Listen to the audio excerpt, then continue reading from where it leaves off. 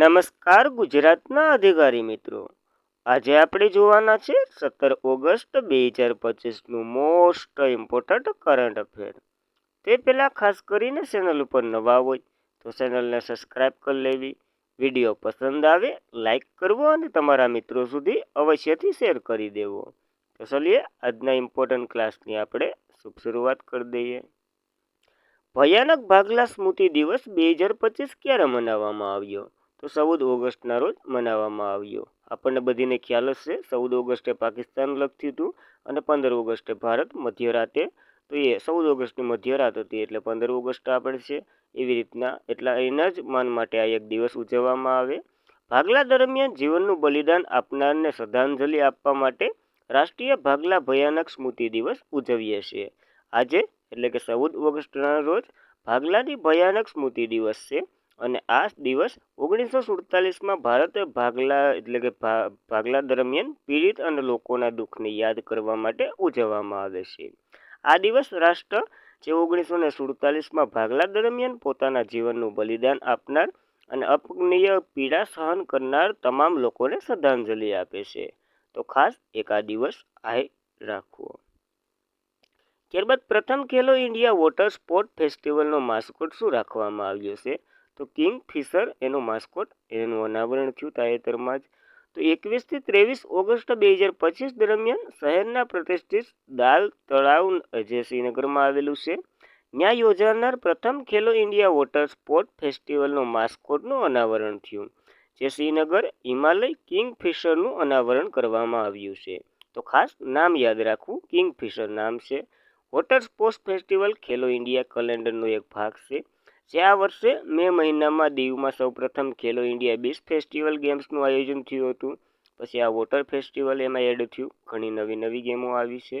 આનું આયોજન Jammu Kashmir sport council દ્વારા કેન્દ્રીય યુવા બાબત અને રમતગમત મંત્રાલયના સહયોગથી કરવામાં આવી રહ્યું છે. તો ખાસ ઇમ્પોર્ટન્ટ ધરાવે, યાદ રાખવું, પ્રથમ છે એટલા માટે. ત્યારબાદ કઈ company international council of mining અને મેટલ્સમાં જોડાનાર પ્રથમ ભારતીય કંપની બની છે? તો હિન્દુસ્તાન ઝીંક લિમિટેડ પ્રથમ ભારતીય કંપની બની છે. તો Hindustan zinc limited international council of mining and મેટલ્સમાં જોડાનાર પ્રથમ ભારતીય કંપની બની. ICMM એ યુકે સ્થિર અગ્રણી ખાણ અને ધાતુની કંપનીનો સહયોગનો એક જૂથ છે, જેનો ઉદ્દેશ્ય ટકાઉ વિકાસ, ઉદ્યોગ યોગદાન વધારો અને મજબૂત પર્યાવરણ સામાજિક પ્રદર્શનને પ્રોત્સાહન આપવાનું છે. જોઈ લઈએ હવે આ international council on mining and metals વિશે, જે ખાણ અને ધાતુ ઉદ્યોગ માટે એક આંતરરાષ્ટ્રીય સંસ્થા છે, જે ખાણ અને ધાતુનો ઉદ્યોગને પ્રોત્સાહન આપવું અને એને ટકાઉ વિકાસને પ્રોત્સાહન આપવાનું છે. આની રચના 2001માં થઈ હતી. મુખ્ય મથક લંડન, ઇંગ્લેન્ડ ખાતે છે. હવે હિન્દુસ્તાન ઝીંક લિમિટેડ જોડાણું તો એની વાત કરીએ. એક ખાનગી કંપની છે જેમાં સરકારનો 35% હિસ્સો અને વેદાંત લિમિટેડનો 64% હિસ્સો છે. આનું કાર્ય ઝીંક, શીશુ, ચાંદી, કેડમિયમનું ઉત્પાદન કરવું. આની રચના 1966માં થઈ હતી. મુખ્ય મથક ઉદયપુર, રાજસ્થાનમાં છે. આપણને ખ્યાલ જ હશે, વાતથી ઝીંક ને શીશુ ને વગેરે વધારે મળે એટલે આનું મુખ્ય મથક પણ યાદ છે. તો યાદ રાખવી આ એટલી માહિતી. ત્યારબાદ એકશિંગી ગેંડાઓના શિકારોથી બચવા માટે કઈ રાજ્ય સરકારે ઓપરેશન ફાલ્કન શરૂ કર્યું છે? તો આસામ રાજ્ય સરકારે આ ફાલ્કન શરૂ કર્યું છે ઓપરેશન. આસામ સરકારે ગયા વર્ષે એકશિંગી ગેંડાઓના શિકારીઓને બચવા માટે ઓપરેશન ફાલ્કન શરૂ કર્યું હતું. ગેંડાઓના શિકાર અને ગેરકાયદેસર વન્યજીવ વેપારને સમાપ્ત કરવા માટે આસામ પોલીસ અને આસામ વન વિભાગ દ્વારા શિકાર વિરુદ્ધ સંયુક્ત અભિયાન છે અને ઝડપથી કાર્યવાહી અને ડિજિટલ ટ્રેનિંગ, જમીન પર દેખરેખ, ઝડપથી તૈનાત ટીમ એકત્રિત કરી છે. 2022માં વસ્તી ગણતરી મુજબ આસામમાં 2895 ગેંડા છે, જેમાંથી મોટાભાગના કાઝીરંગા રાષ્ટ્રીય ઉદ્યાન અને જે વાઘ અભયારણ્ય છે ને એમાં જ છે. એટલા માટે અહીંયા શરૂ કરવામાં આવ્યું છે. તો ખાસ ઇમ્પોર્ટન્ટ ધરાવે, યાદ રાખવું આ એક ઓપરેશન. ત્યારબાદ પીએમ મોદીએ સતત કેટલામી વખત લાલ કિલ્લા પર તિરંગો ફરકાવ્યો છે? તો આ 12મી વખત ફરકાવ્યો છે, યાદ રાખવો.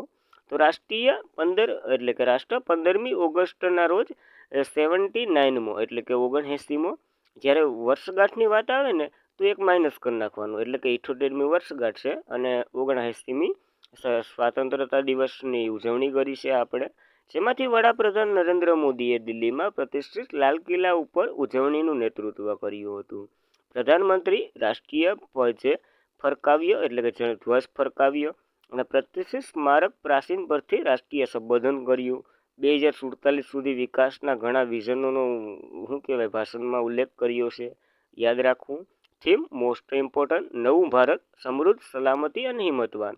આ થીમ સાથે સરકારે 2047ના વિકાસ ભારત વિઝનને પ્રતિબિંબિત કર્યું છે. તો યાદ રાખવું. અને પીએમ મોદીએ સતત 12મી વખત લાલ કિલ્લા પર તિરંગો ફરકાવ્યો. તેને સહાય માટે અહીં fly of the Russian Sharma હાજરી હતી, એટલે કે રસિકા શર્માની હાજરી હતી. તો ખાસ ઇમ્પોર્ટન્ટ ધરાવે, યાદ રાખવું. ત્યારબાદ સ્વાતંત્રતા દિવસ નિમિત્તે ગુજરાતના જે પોલીસ અધિકારીઓ છે ને, એ 23 જેટલા, એને રાષ્ટ્રીય ચંદ્રક આપવામાં આવ્યો છે. તો જોઈ લઈએ. તો ગુજરાતના 23 પોલીસ અધિકારીઓને તેમના અનુકરણ અને સેવા બદલ સન્માનિત કરવામાં આવ્યા. આ વર્ષે રાજ્યના 2 અધિકારીઓને વિશિષ્ટ સેવા માટે પ્રતિષ્ઠિત રાષ્ટ્રીય ચંદ્રક પ્રાપ્ત થયું, જ્યારે 21 અધિકારીઓની પ્રશંસનીય સેવાઓ માટે પોલીસ ચંદ્રક એનાયત કરવામાં આવ્યા. તો 2ને રાષ્ટ્રીય ચંદ્ર અને બીજાને પોલીસ ચંદ્રક આપવામાં આવ્યો. તો જોઈ લઈએ. આ 2ના નામ જોઈ લઈએ. તો શરદ જીતેન્દ્ર પ્રકાશ સિંઘલ અને ખુમાનસિંહ નાનાભાઈ ડામોર, આ બંનેને રાષ્ટ્રીય ચંદ્ર આપ્યો. નકર બીજા બધી કેટલા વધે, 21 જણાને તો જે પોલીસ ચંદ્રક જે સામાન્ય મળે એ જ મળ્યો. તો ખાસ ઇમ્પોર્ટન્ટ ધરાવે, યાદ રાખવું. ત્યારબાદ ગ્રામ સભાની મિટિંગ માટે કૃત્રિમ બુદ્ધિ સાધન જે સભાસાર ક્યાં મંત્રાલયે લોન્ચ કર્યું છે? તો ગ્રામ સભાનું છે તો પંચાયતી રાજ મંત્રાલય જ હોય ને, યાદ રાખવું. સ્વાતંત્રતા દિવસ નિમિત્તે સભાસાર નામનું એક કૃત્રિમ બુદ્ધિ સંચાલિત એટલે કે એઆઈ સંચાલિત જે સાધન ત્રિપુરામાં શરૂ કરવામાં આવ્યું છે. ત્યારે અહીંયા પાયલટ પ્રોજેક્ટ તરીકે શરૂ હતું, હવે એને કમ્પ્લીટ કરી દીધું. ત્યારબાદ અન્ય રાજ્યમાં ઉપલબ્ધ કરવામાં આવી રહ્યું છે આ પોર્ટલ, અને આનું અનાવરણ ગુરુવારે નવી દિલ્હીમાં કેન્દ્રીય પર્યાવરણ અને મંત્રી આપણા છે રાજીવ રંજનસિંહ લલન, તેમણે નાયબ પ્રોફેસર SP સિંહ બઘેલ દ્વારા આને લોન્ચ કરવામાં આવ્યું છે. તો ખાસ ઇમ્પોર્ટન્ટ. ગ્રામસભા જે મિટિંગ ભરાતી હોય ને એની મિનિટ એ ગ્રુપ ચલાવશે. ટૂંકમાં એ મિટિંગનું રેકોર્ડિંગ કરશે અને એને કે આપણે રાખશું પ્રૂફ તરીકે કે તમે જો આવી રીતના બધી ભાષણને કર્યું હતું તો કોઈ ફરે બરે નહીં, એવી રીતના. પંચાયતી અધિકારીઓને સભાસાર વિડીયો ઓડિયો રેકોર્ડિંગ અપલોડ કરવામાં આવશે. ઈ ગ્રામ સ્વરાજ લોકિંગ અથવા તો લોગિંગ ઓળખપત્ર પર ઉમેરો કરવામાં આવશે. તો ખાસ આવી બધી સહાય આપશે આ સભાસાર પ્લેટફોર્મ. ત્યારબાદ તાજેતરમાં જ UEFA સુપર કપ 2025 કોણે જીત્યું છે? તો પેરિસ સેન્ટ જર્મનીએ જીત્યું છે. આપણે આની પહેલાં એક ગેમ જોઈ હતી, એમાં ફાઇનલ હશે બાકી હતી તો એ રમાઈ ગઈ. તો પેરિસ સેન્ટ જર્મનીએ ટોટહામ પેન્ટલ શૂટઆઉટને હરાવી અને UEFA સુપર કપ જીત્યો છે. તે ફ્રેન્ચ ક્લબ માટે 2025ની આ 5મી ટ્રોફી સુરક્ષિત કરી છે. જ્યારે UEFA સુપર ક્લબ જે યુરોપમાં યોજાતી એક ફૂટબોલ કપ છે. આ ચેમ્પિયનશિપ જે યુરોપ લીગ તરીકે પણ ઓળખવામાં આવે છે. આની રચના 1972માં થઈ હતી. વર્તમાન ચેમ્પિયનશિપ પેરિસ સેન્ટ જર્મન છે. જ્યારે સૌથી વધારે વખત તો કે રિયલ મેડ્રિડ જે સ્પેનની છે ને, એ 6 વખત આ ટાઇટલ જીતી ચૂકી છે. તો ખાસ ઇમ્પોર્ટન્ટ ધરાવે, યાદ રાખવી. ત્યારબાદ કઈ એજન્સીએ ચંદ્ર પર પરમાણુ રિએક્ટર બનાવશે? તો નાસા બનાવશે. 2030 સુધીમાં કામ કમ્પ્લીટ કરી દે છે. તો નાસાના નેતૃત્વમાં યુનાઇટેડ સ્ટેટ્સે ચંદ્ર પર પ્રથમ વખત પરમાણુ રિએક્ટર બનાવવાનું લક્ષ્ય રાખ્યું છે. 2030 સુધીમાં ચંદ્ર પર પરમાણુ રિએક્ટર બનાવશે. અને નાસાની આ સાહસક પહેલ ચીન અને રશિયા સાથે વધતી જતી અવકાશ સ્પર્ધા વચ્ચે છે, જે બંને દેશો આગામી દાયકામાં ચંદ્ર પર ઉર્જા માટે સમાન મહત્વાકાંક્ષી જાહેર કરવાનું છે. તો ખાસ નાસા બનાવી રહ્યું છે, તો યાદ રાખવું. નેશનલ એરોનોટિક્સ ધી સ્પેસ એડમિનલ એનું ફૂલ ફોર્મ થાય છે. 1958માં એમની રચના થઈ હતી.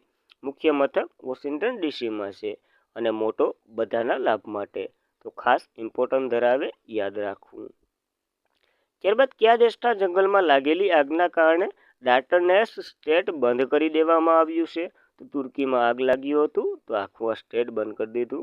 તો તુર્કીમાં તાજેતરમાં સનાકલ પ્રાંતમાં જંગલમાં લાગેલી આગના કારણે ડાર્ટનેસ સ્ટેટ દ્વારા તમામ શિપિંગ ટ્રાફિક સ્થગિત કરી દેવામાં આવ્યા. પરિવહન મંત્રાલયે કામચલાઉ બંધની જાહેરાત કરી છે, જેના કારણે દરરોજમાં લગભગ 100 જેટલા જહાજો સામાન્ય પ્રવાહને અસર કરશે. તો ખાસ ઘણું એવું ચર્ચામાં રહેલું બંદર છે એ બંધ કરી દીધું. તુર્કીની વાત કરીએ, કેપિટલ અંકારા છે, ચલણ તુર્કી લીરા અને રાષ્ટ્રપતિ રેસેપ તૈયપ એર્ડોગન છે. તો ખાસ યાદ રાખવી આ માહિતી. ત્યારબાદ કયા રાજ્યમાં વૃદ્ધો અને અપંગોને રેશન ઉત્પાદક ડોર ડિલિવરી માટે થાઉમનવર યોજના શરૂ કરવામાં આવી છે? તો તમિલનાડુના જે મુખ્યમંત્રી M.K. સ્ટાલિન છે એને શરૂ કરી છે. તો થથુમુરન થીરમ લોન્ચ કર્યું, જેનો ઉદ્દેશ્ય રાજ્યમાં 21.7 લાખથી વધુ વૃદ્ધો, નાગરિકો અને અપંગ વ્યક્તિઓને ઘર આંગણે રેશન ઉત્પાદન કરવા એટલે કે રેશન પહોંચાડવાની આ યોજના છે. આ યોજના 37,000 વ્યાજબી ભાવની દુકાનોમાં લાગુ કરવામાં આવશે, જે 70 વર્ષથી વધુ ઉંમરના નાગરિકો, અપંગ વ્યક્તિ અને જાહેર વિતરણ વ્યવસ્થા હેઠળ લાભ મેળવી શકશે. દર મહિને બીજા શનિવારે અથવા તો રવિવારે રેશનની દુકાનોમાંથી આવશ્યક ચીજવસ્તુઓ લાભાર્થીઓના ઘર આંગણે પહોંચાડવામાં આવશે. આ વ્યવહારો શરૂ કરવામાં આવી છે તમિલનાડુ દ્વારા. ખાસ ઇમ્પોર્ટન્ટ ધરાવે, યાદ રાખવું. અને આજના માટે એટલું જ હતું. ખાસ કરીને મિત્રો, વિડીયો પસંદ આવે લાઇક કરવો, તમારા મિત્રો સુધી શેર કરવો. ચેનલ પર પ્રથમ વખત હોય તો અવશ્યથી સબસ્ક્રાઈબ કરી લેવી અને ટેલિગ્રામમાં જોઈન્ટ થઈ જવું ડેઇલી PDF સ્ટડી મટીરિયલ માટે. તો આજના માટે એટલું જ હતું. ધન્યવાદ. જય હિન્દ, જય ભારત.